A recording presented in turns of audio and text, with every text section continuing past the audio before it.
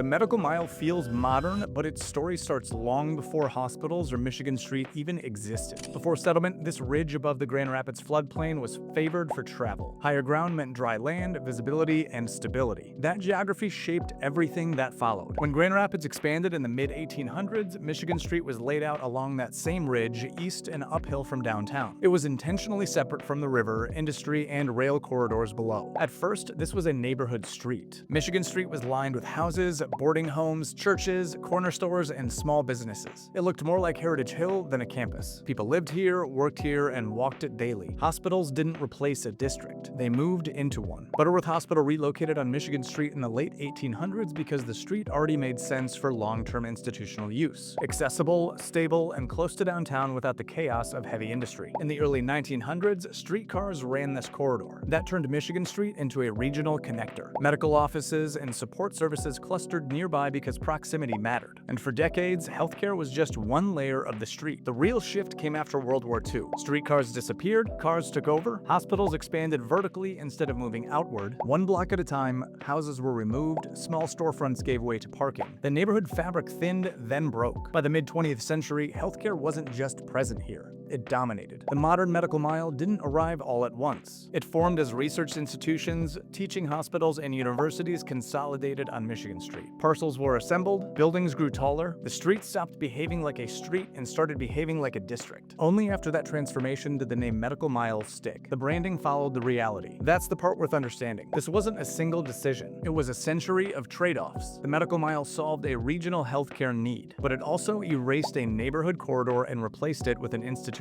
one. So here's the real question. When a district grows this powerful, how much responsibility does the city have to protect what surrounds it? Let me know your thoughts in the comments.